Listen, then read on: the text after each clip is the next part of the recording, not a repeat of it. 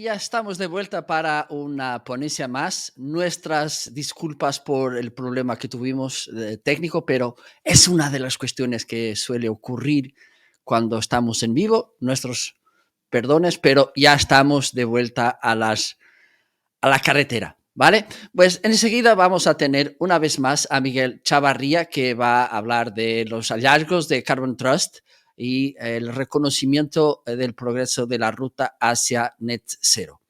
Miguel Chavarría tiene más de 10 años de experiencia como profesional de la sostenibilidad. Actualmente supervisa el trabajo de Carbon Trust en México y apoya la implementación de proyectos para todo el tipo de organizaciones en Latinoamérica y Caribe.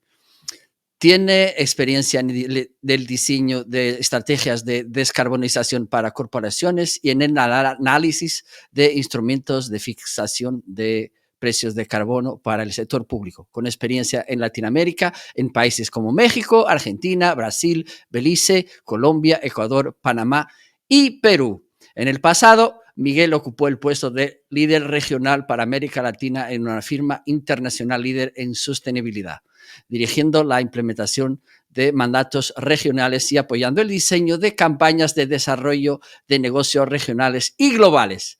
Es ingeniero químico, tiene una maestría en ciencias en sistemas ambientales y otra en administración de empresas. Miguel, el escenario es tuyo. Encantado de Muchísimas tener. gracias. Muchísimas gracias, Marco. Gracias por la presentación. Eres realmente muy amable. Y de nuevo, nada más para asegurarme, me imagino todos pueden ver ahora mismo mi pantalla con una presentación que hemos preparado para esta sección. Y bueno, no quiero dejar ir la oportunidad, también con las dificultades técnicas, obviamente, que presentamos hace algunos momentos. Estamos segurísimos que el panel que acaban ustedes de ver y que precede a esta presentación que estoy dando, valió más que la pena en cuanto a la espera. Vimos ahí grandes contribuciones, todo lo que está haciendo Katy con Coca-Cola FEMSA México, también lo que está haciendo Sibeli con Danone, lo que está haciendo Vicente con Cemex y por supuesto un conocido de muchísimos años atrás también, Alberto Carrillo, liderando los esfuerzos del SBTI, por supuesto con el trabajo que han hecho más recientemente, uno de los diferentes éxitos, pero con el nuevo estándar de Net Zero que, pues bueno, no puede ser más que relevante para esta conversación que estamos teniendo. Y dicho esto, por supuesto, es una parte fundamental de toda esta ruta, pensando también que los objetivos Net Zero tienen una visión de largo plazo. Existe una urgencia, como ya lo hemos reiterado en algunas ocasiones a lo largo de esta sesión y lo que vamos del día, acerca de la urgencia de actuar ya. Y entendiendo esto, es importante también saber que hay muchas acciones como lo que nos han platicado desde el inicio también Bimbo, con la estrategia que tiene ahora mismo de sostenibilidad y las nuevas ambiciones que ha fijado.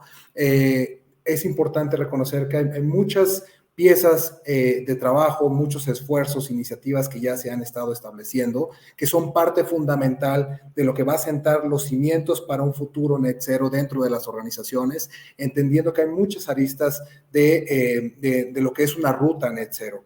Entonces, parte de eso, entendiendo eso, pues es la motivación de tener esta presentación de un servidor.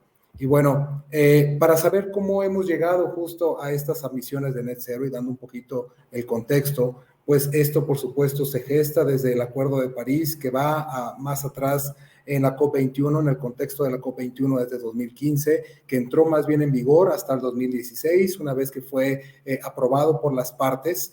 Y también, pues ahí mismo se empezaba a definir ya cuáles eran las ambiciones climáticas globales que todos tenemos que poner esfuerzo para perseguir y alcanzar, no solamente por un tema de sostenibilidad como tal, sino de un punto de vista muy egoísta también por la permanencia y la prosperidad del ser humano en la faz de la Tierra. Y dicho esto, por supuesto, las ambiciones que se establecieron en su momento fue de perseguir un futuro en el cual el incremento de temperatura por la intervención del ser humano fuera menor a 2 grados centígrados, pero que también se persiguieran esfuerzos para limitarlo a 1.5. Esto, por supuesto, fue en un principio algo más aspiracional, hablar de 1.5 en su momento. Sin embargo, en el 2018, el panel intergubernamental sobre el cambio climático, nos mostró un reporte muy completo hablando de las consecuencias, nada más con medio grado de temperatura, las grandes implicaciones que esto puede tener para todos nosotros, para los sistemas productivos, para todas las poblaciones, particular y especialmente las más vulnerables, y por supuesto, pues la importancia que tiene no solamente alinearnos urgentemente a una trayectoria de descarbonización de 1.5 grados centígrados, sino también alcanzar el estado de cero emisiones netas de CO2 al 2050. Ahora bien, dentro de lo más reciente es que el G7 en 2021 también confirmó su compromiso de buscar y perseguir limitar el calentamiento a 1.5 grados centígrados, y como lo mencionaba anteriormente, la iniciativa de los objetivos con base científica lanzó su estándar net zero básicamente hace 3 semanas, lo cual por supuesto aplaudimos y ha logrado sentar las bases y reglas bastante claras para conceptos que en principio pudieran parecer complejos. Algunos de los números, esto me llama bastante la atención porque para aquellos que hemos seguido el desarrollo del estándar, de lo que considero es un estándar de Science Based Target o de los objetivos con base científica desde más o menos el 2015, hemos visto como uno de los primeros hitos era alcanzar las 100 empresas y tomó un cierto tiempo lograr alcanzarlos, pero conforme han llegado al tercer o cuarto año de la iniciativa, el crecimiento ha sido exponencial y ahora están superando las 2.100 empresas, por supuesto, que están comprometidas a establecer un objetivo con base científica. Y también se han alcanzado más de 1.000 empresas, casi el 50% de estas empresas ahora ha establecido objetivos o está fijando compromisos para alinearse a una ruta de descarbonización de 1.5 grados centígrados, lo cual, ya como lo mencionaban también en el panel anterior, en un principio lo que se veía desde hace 30 años como imposible, ver, por ejemplo, que ahora la mayor parte de los negocios tuvieran alguna plataforma de e-commerce y que mucho de esto fuera en el mundo digital, pues también hasta hace tal vez 5 o 6 años creo que hubiera sido difícil pensar que iba a haber un tal compromiso y movimiento e interés también genuino de equipos de sostenibilidad y organizaciones tan importantes en establecer objetivos climáticos y sumarse a la lucha global que ahora mismo tenemos. También tomando en cuenta, por ejemplo, esfuerzos más a nivel Latinoamérica, pues existen 18 objetivos ya establecidos, 12 de ellos están alineados con una ruta de descarbonización de 1.5 grados centígrados, pero también existen otras 6 que están alineados con una ruta de menos de 2 grados centígrados. Además, existen más de 60 empresas que están comprometidas a establecer objetivos basados en la ciencia y también otras más de 30 que están, que tienen ya dentro de su visión el establecer objetivos net cero. Entonces, bueno, hay mucho ya de ese movimiento y pues se ha convertido, por supuesto, el establecimiento de objetivos con base científica y los objetivos net cero en una mejor práctica para largo plazo. Dicho esto, como ya hay mucho esfuerzo también fijado para cuál debe ser la misión, por un lado, de objetivos de corto plazo en un umbral de tiempo de 5 a 10 años, y también existe esta ambición de muy largo plazo, que pudiera ser no más allá del 2050. Nosotros dentro de Carbon Trust, como ustedes, muchos de ustedes que nos acompañan en esta sesión conocen, por más de 20 años Carbon Trust ha sido un aliado estratégico para aquellas organizaciones que buscan tener una revisión, una validación y una verificación objetiva de cuáles son sus avances y también de sus compromisos en diferentes términos de sostenibilidad, incluyendo agua, residuos y por supuesto carbono. Dicho esto, nosotros hemos creado una certificación que ayuda a las organizaciones en su trayecto hacia ese net cero. Es decir, por un lado existe esa visión hacia dónde quieren llegar y lo que nosotros estamos buscando que sea una de nuestras contribuciones clave en este periodo es justo cómo ayudar a las organizaciones a que entiendan qué tan cerca, lejos se encuentran de esa ruta y también dar recomendaciones para que puedan, a través de un punto de vista objetivo, de un tercero imparcial, saber cómo se encuentran en ese camino.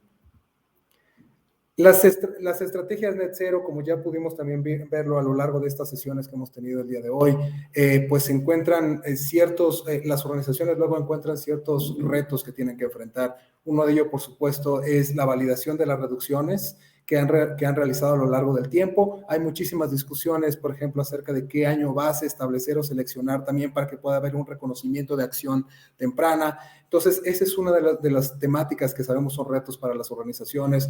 Por el otro lado, también la factibilidad del plan de implementación. Si ya tienen una estrategia, bueno, ¿qué tanto esto me va a ayudar para realmente perseguir mis objetivos de corto, mediano y largo plazo? Y también tema muy importante que tiene que ver con la vigilancia acerca de la progresión de las organizaciones hacia esos objetivos y cómo comunicarlo de una forma asertiva, de forma tal que se puedan evitar riesgos reputacionales por hacer ciertas declaraciones que pues poco o nada tienen que ver con lo que está persiguiéndose con una estrategia net zero. Ahora bien, el estándar de la ruta net zero, que se acompaña de esa certificación que les he platicado en el último par de minutos, ataca básicamente diferentes dimensiones. Por un lado, no solamente es reportar básicamente un inventario, sino también permite tener un punto de vista objetivo, como lo mencionaba anteriormente, acerca de cuáles son las emisiones de carbono de una organización y también, igualmente importante, cuáles son las reducciones que está logrando a lo largo del tiempo. Por otro lado, también permite identificar cuál es el nivel de divergencia o de alineación que están teniendo estos esfuerzos con los objetivos. También al trabajar con un equipo de consultores y al hacer esta revisión no solamente de la parte cuantitativa, sino también de la parte cualitativa sobre el sistema de gestión de carbono de la organización, permite evaluar pues cuáles son las áreas potenciales de mejora que pueden haber para ir mejorando y robusteciendo el sistema de gestión. Y finalmente, también es una certificación que permite aumentar la ambición en el tiempo, conforme el estándar, como ya lo hemos visto, tiene una naturaleza que evoluciona en el tiempo, lo hará de igual forma nuestro estándar de ruta net zero. Y de esta forma la certificación lo que buscará es ayudar a comunicar el esfuerzo que las organizaciones están haciendo. Ahora bien, hay 3 diferentes niveles de lo que estamos hablando nosotros en este estándar. Uno tiene que ver con los primeros pasos, donde nosotros lo que evaluaremos será reducciones históricas en emisiones operativas. Esta es, digamos, la parte introductoria al mundo de net zero que muchas organizaciones deben de pasar y deben de conocer. Y también el establecimiento de objetivos de reducción, además de conocer y establecer cuáles son las prácticas fundamentales para la gestión de CO2. En un nivel avanzado, lo que se evaluará es que existan reducciones de emisiones que están alineados con un escenario dictado por la ciencia, además que existan objetivos ya establecidos de reducción alineados con escenarios científicos y también que existan prácticas ya más avanzadas de gestión de carbono. Y finalmente, en el tercer nivel, el nivel más avanzado, liderando el camino, se buscará que existan reducciones alineadas con una ruta de descarbonización de 1.5 grados centígrados, además de objetivos net zero, es decir, de corto y una componente de largo plazo, y además como las mejores prácticas de gestión de CO2. En resumen, con este estándar lo que buscamos es ayudar a certificar los esfuerzos de reducción que las organizaciones están haciendo en línea con la ciencia, también certificar la factibilidad de sus planes de implementación de carbono, dando también recomendaciones de cómo pueden mejorar donde existan brechas, y vigilar y comunicar la ruta a net zero. No solamente el final último es lo que se persigue a través de una visión de organización, sino también toda la trayectoria arroja, por supuesto, retos y oportunidades que buscamos acompañar con este estándar.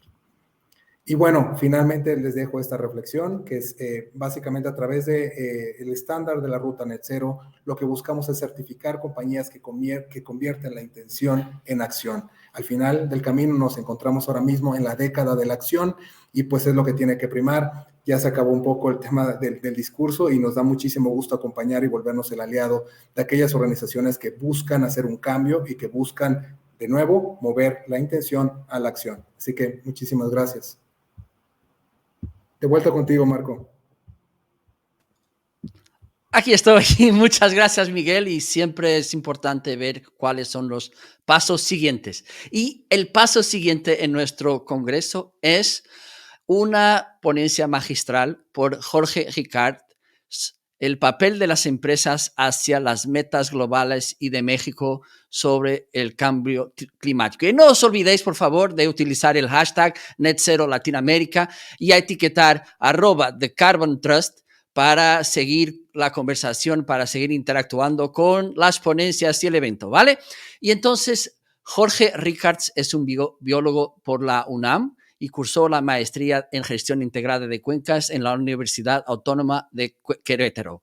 Tiene 30 años de experiencia en dirección de programas de conservación y manejo de recursos naturales. Es actualmente el director general de WWF México, World Wildlife Fund México, y ha recibido varios reconocimientos en México y es miembro y consejero de varios organismos y instituciones. Además, Jorge es ilustrador científico y naturalista y ha contribuido en publicaciones y guías de campo de fauna y flora de México, entre la cual destaca la primera guía de mariposas de la Ciudad de México. Bienvenido, Jorge. El escenario es tuyo.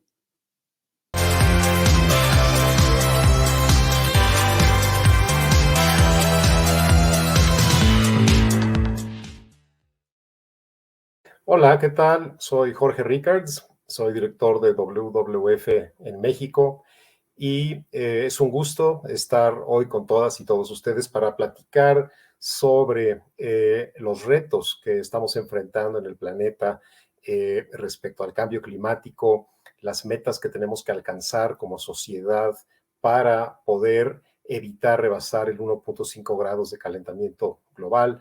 Y, por supuesto, el enfoque de esta plática centrada en la ambición climática de las empresas, la ambición climática corporativa como factor clave de la competitividad.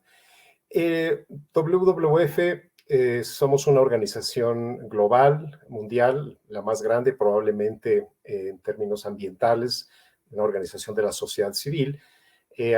Cumplió la organización 60 años muy recientemente y estamos presentes en más de 100 países impulsando un desarrollo sustentable en donde los seres humanos podamos vivir en armonía con la naturaleza.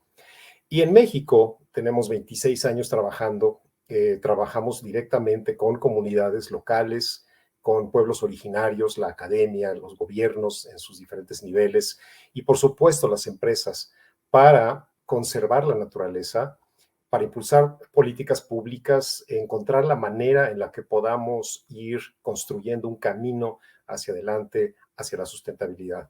Y específicamente en cuanto a cambio climático, nuestro programa, nuestra acción está centrada en impulsar compromisos que nos permitan cumplir con los compromisos del Acuerdo de París y, por supuesto, en la medida de lo posible y con enorme urgencia, acelerar la transición hacia economías bajas en carbono.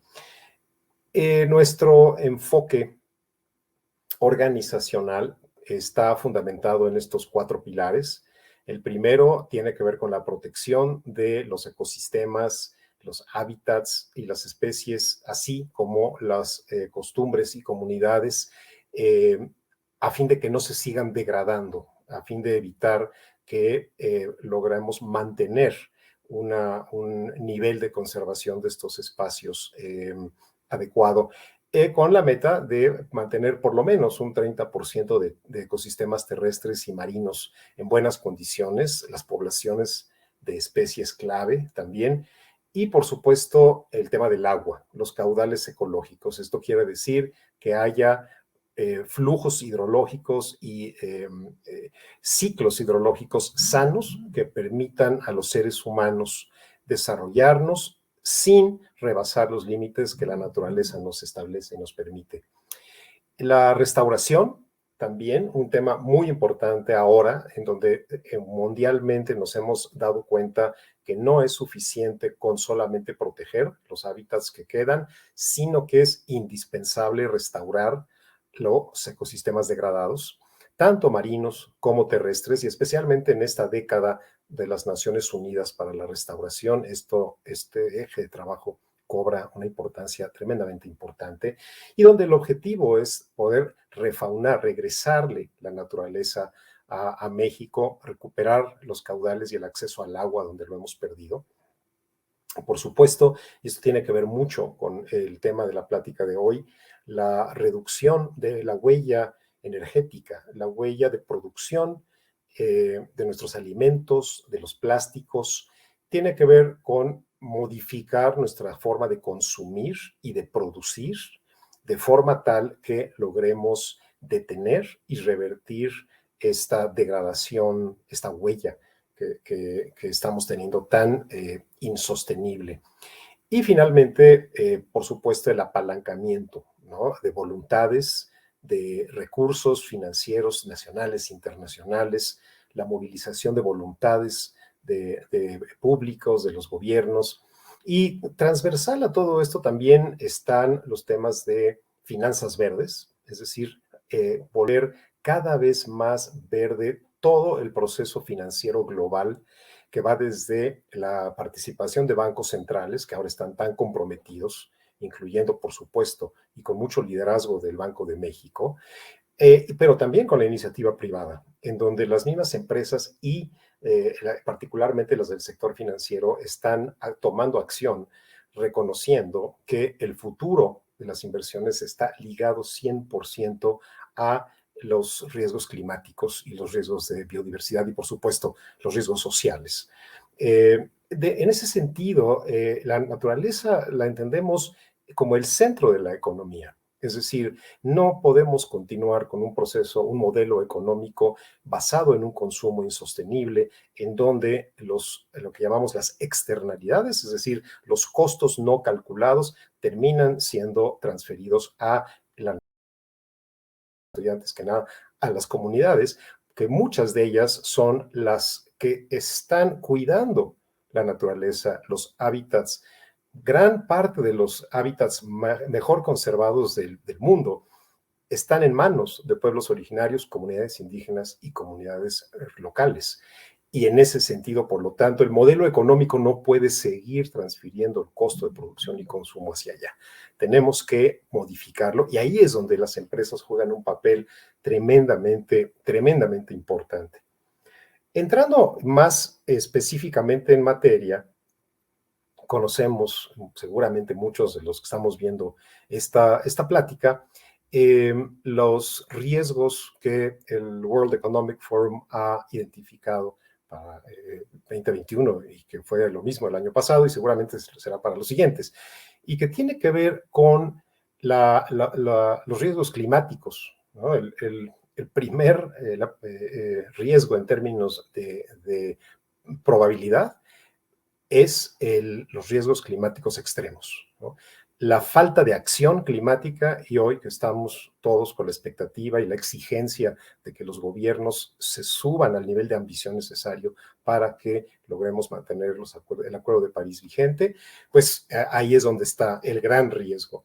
Y bueno, por supuesto, el impacto que tiene nuestra producción, ya lo hablamos en términos de la degradación ambiental. Y fíjense, en cuarto lugar están las enfermedades infecciosas, esta dolorosísima pandemia que hemos vivido todos. Ahí está, pero antes de eso hay tres elementos directamente ligados con los riesgos ambientales. Y en quinto lugar, la pérdida de biodiversidad. Y aquí vale la pena mencionar, no va a ser suficiente frenar el calentamiento global si no frenamos también la pérdida de biodiversidad, porque dependemos los seres humanos de esta red de la vida que está construida por las especies con las que convivimos. Y como una especie más, no podemos prescindir de las demás. Por otro lado, en términos de impacto, tenemos, por supuesto, las pandemias, pero también después tenemos la inacción climática, las armas de destrucción masiva, la pérdida de biodiversidad y la crisis en materia de recursos naturales, ¿no? Entonces, vemos el reconocimiento tremendamente fuerte de el medio ambiente ligado a que si no lo manejamos bien, ahí están los riesgos de altísimo grado.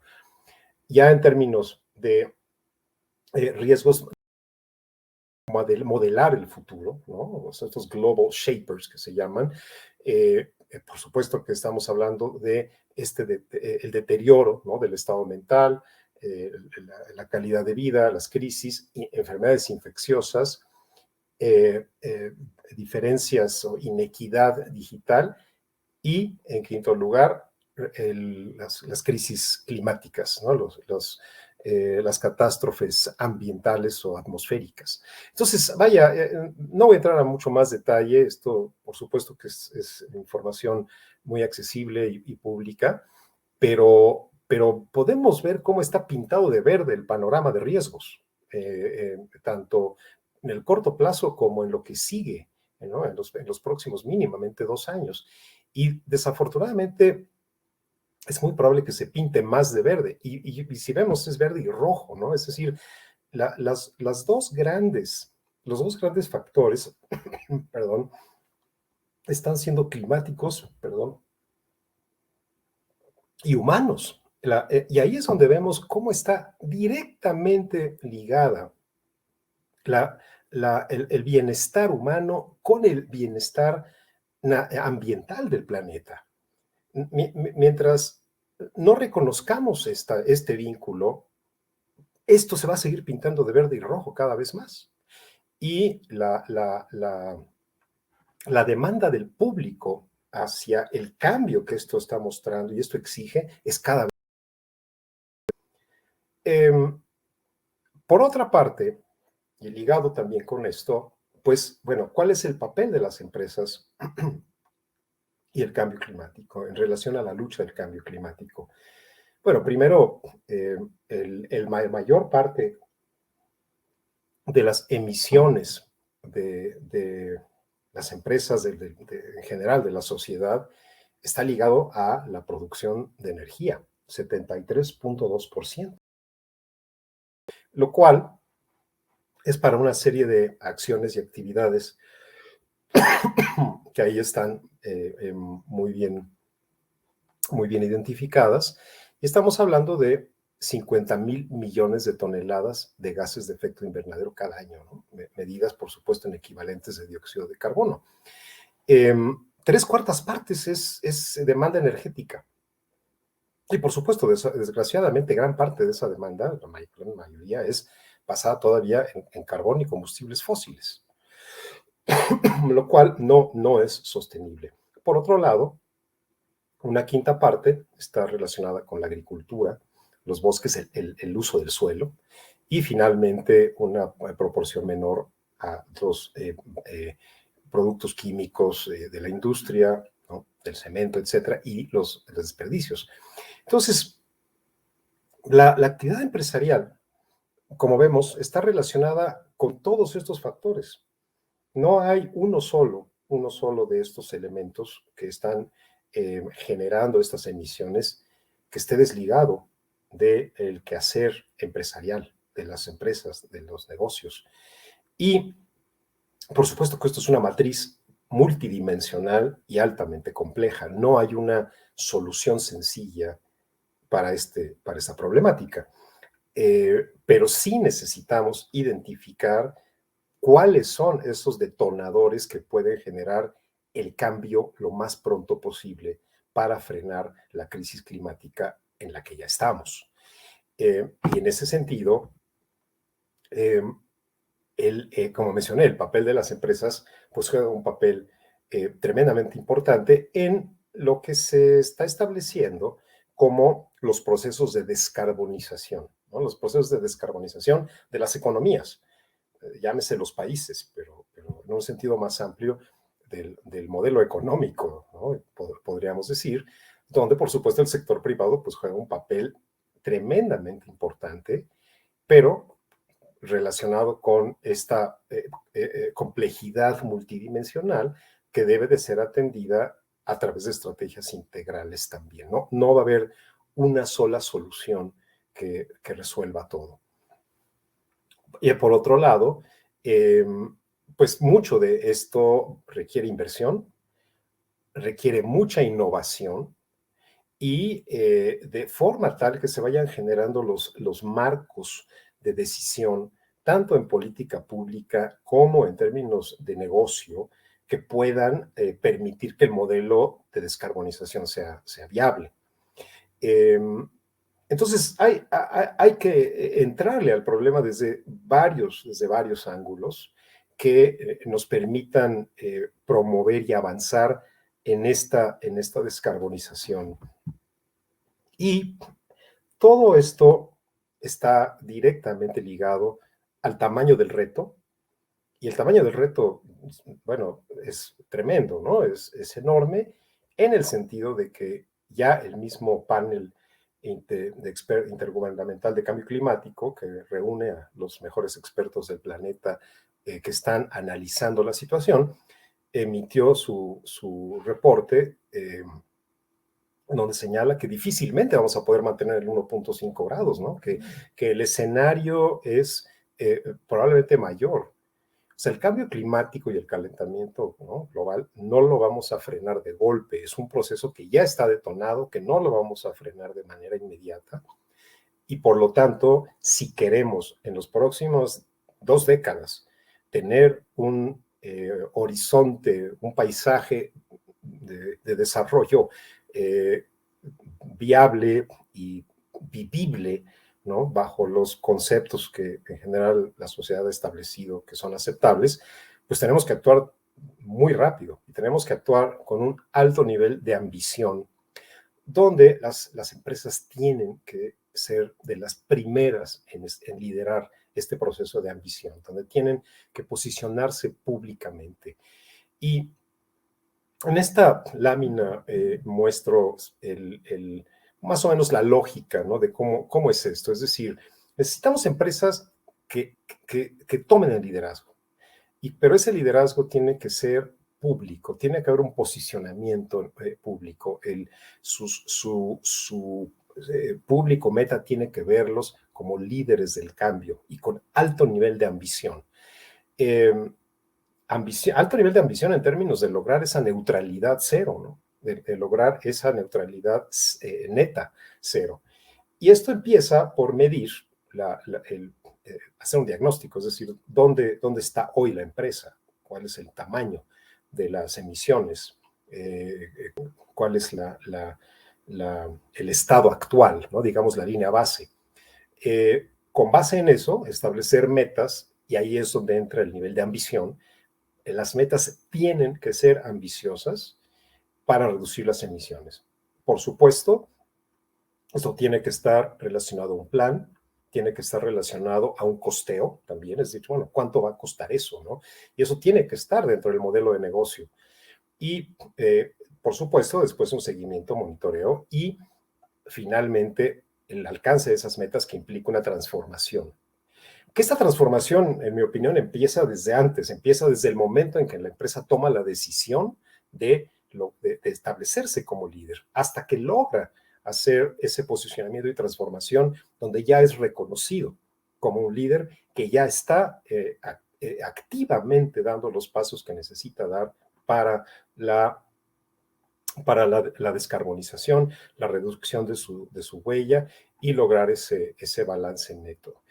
Ahora, ¿dónde estamos en México respecto a todo esto? Hace un par de años, en 2019, WWF México condujimos un estudio que le llamamos el Ambiciómetro, en donde, con información pública, hicimos un análisis de cuál es el nivel de ambición climática empresarial en México.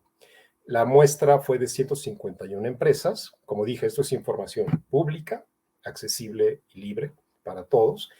Y, pues, desgraciadamente vimos que hay muy poca ambición climática en las empresas mexicanas todavía. Un 73% está de esta muestra, por supuesto, de esta muestra solamente, pero un 73% de estas 151 empresas no reportan emisiones, o lo hacen de forma muy general, donde es muy difícil decantar datos duros y concretos que permitan hacer una evaluación del nivel de ambición con respecto a 1.5 grados del Acuerdo de París.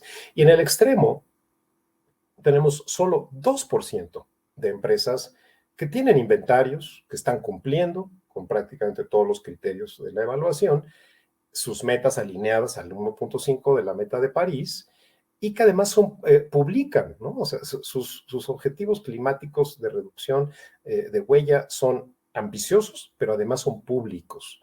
Ya tuvieron el valor de presentarle al público el tamaño de su compromiso y lo están implementando y están invirtiendo. Y en medio tenemos un 6% de empresas que están activas, es decir, sí presentan inventarios con más detalle, pero no están con suficiente ambición, no están alineadas al Acuerdo de París. Necesitan entonces elevar su ambición. Y tenemos un 19% que son empresas que se llamaron en el estudio más reactivas, ¿no? Es decir, cumplen con lo mínimo en términos de tener un inventario, reportan metas, pero tienen grandes áreas de oportunidad en términos de el nivel de ambición que están definiendo. Entonces, pues tenemos una gran tarea, es decir, el poder cumplir con el nivel de ambición climática del Acuerdo de París no se va a resolver solamente con la ambición a nivel de política pública por parte de los gobiernos. Una parte indispensable es también las empresas definiendo este nivel de ambición y tomando responsabilidad para poder lograr esta descarbonización de las economías. Y en ese sentido, instrumentos como la iniciativa Science Based Targets, pues son el camino hacia adelante, ¿no? Primero, que consiste en establecer un nivel de ambición, un camino claro, basado en ciencia, que sea demostrable y que sea público, y que tiene que ver con aprovechar, ¿no?, las oportunidades que está ofreciendo esta economía, esta transición. Por muchos lados vemos cada vez más oportunidades de negocio en términos de energía renovable, en términos de soluciones basadas en la naturaleza, de participación social.